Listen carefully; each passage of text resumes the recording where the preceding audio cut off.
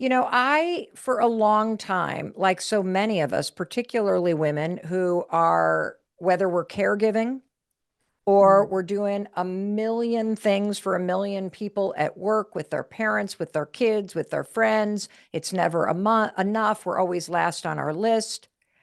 I think that I got through life, Maria, by just being on edge and staying busy. You know Yeah. what I mean? Like I can Yeah. sleep when I'm dead, like one of Yeah. those kind of just go, go, go, go, go. And I know that that's a very common experience of life because you Mhm. start to convince yourself that your worth is in the doing. Yeah. And you start to convince yourself that everybody's happiness is your responsibility. And you start to convince yourself that if you're making other people happy or you're doing things that other people talk about in the positive, that somehow that is evidence that you're a good person.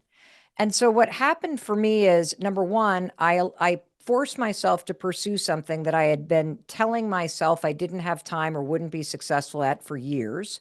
And so the Okay. act of pursuing something proves to you that you are worthy of your dreams and it will make you proud of yourself for trying. But the second thing that made a huge difference is that, during the pandemic, we moved just like a lot of people moved and their Mhm. lives changed. And we moved from outside of Boston, Massachusetts, where we had raised our kids for 26 years, to a small town in southern Vermont. And let me tell you something, I freaking hated it. Oh my God. Like I had no idea. I shop at a hardware store from the 1800s that sells feed supply, lumber, Carhartts, and groceries and wine, Mhm. thank God. And A so Carhartt. yes, exactly. And so what I realized is that I was filling time racing around, running to this store, running to that door, meeting this friend for coffee. And when I moved to a place where there's literally nowhere to go, Mhm. you are forced to face yourself. And I think that there are moments in everyone's life, whether it's a breakup or it is grief or it's losing a job or it's getting to a point where you're in really big financial crisis. Mhm. And we are all going to face these things where there's this Right. reckoning, and you are forced to say to yourself, how I've been doing things isn't going to work anymore. Yeah. And I had that reckoning with myself by moving to a place where I couldn't run around all over the place. I had to be still.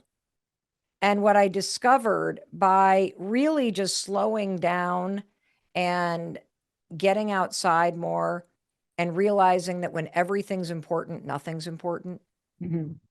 and that the whole point of your life is to actually live it and not miss it, Mhm. that I am very proud of myself for learning how to settle my nervous system and not run on anxiety and to just slow down and really do the work to say, well, what actually matters to me? Because I'm now on the second half of this thing called life.